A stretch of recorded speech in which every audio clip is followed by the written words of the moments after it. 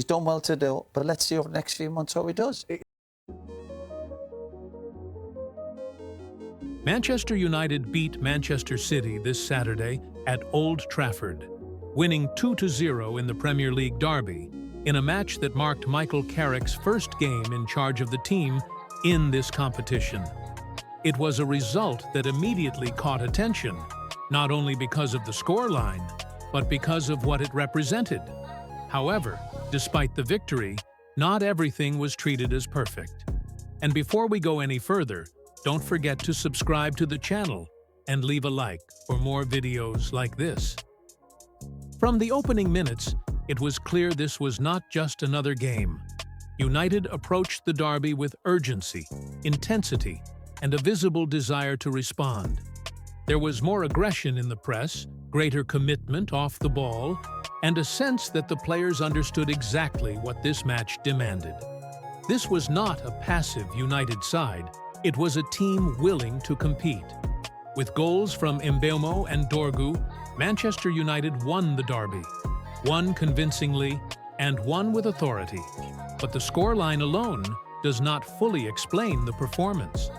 United created numerous chances throughout the match, hit the woodwork, and even had goals ruled out. The team posed a constant threat, especially in key moments, and showed a level of confidence that had been missing in recent weeks. The reaction from the media was immediate. Across the British press, the tone was noticeably different. Many outlets highlighted a United side that looked more intense, more organized, and more competitive. A team that finally responded to pressure rather than shrinking under it. One that ran more, battled harder, and made fewer mistakes. In studio discussions and post-match debates, high-profile voices also weighed in. Roy Keane, among other analysts, adopted a more measured stance. He acknowledged the intensity on display, praised the team's competitive attitude, but was quick to urge caution. They've not been consistent enough. And today we've got a clean sheet, and maybe have two centre-halves now, experienced players who can get a partnership together and stay injury-free, and all these little things fall into place. You've got a striker, players coming off the bench having an effect. But maybe some of the PR with Carrick has been good over recently. You just mentioned because he's an English coach. The English media will be pushing for that, even Man United. He's done well to do, but let's see over the next few months how he does. Other commentators followed a similar line. There's just a thing that when you play for Man United, you're expected to deliver a level of performance week in, week out. And these guys clearly are talented, but there's something that's not switching on here because it's so inconsistent. It becomes this roller coaster that I'll give them all the credit today. Great, well done, you won, and you dominated a poor Man City team, in my opinion. But in this situation, what are we expecting now? Michael Carrick gets him in the Champions League. They give him a job for 2 more years and then sack him next November.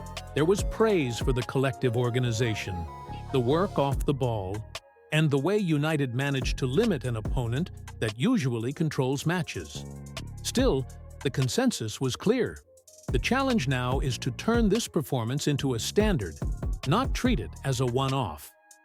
For several columnists, this was United's best performance in weeks, perhaps even months.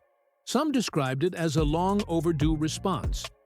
Others pointed to the clarity of the team's structure and the collective effort as the main positives of the night.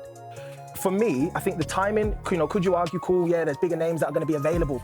If he builds something here in these next 17 games, what would be the point of bringing someone else in to build off what he's built? Like, give him an opportunity.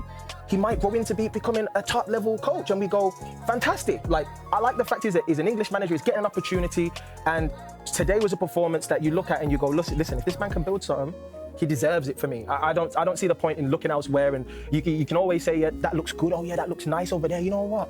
Stick with what you got, baby. But almost every analysis came with the same warning. One great night does not change an entire season. The praise was balanced. The press recognized the merit of the performance, but avoided exaggeration. There was emphasis on the collective attitude, the discipline without the ball, and the maturity shown in the way United handled difficult moments in the game. At the same time, there was caution. Some voices reminded fans that derby matches often generate emotional reactions. That intensity naturally rises on nights like this. The real test, they argued, is whether this level can be repeated when the spotlight is less intense and the atmosphere less charged. And that is exactly where the debate now sits.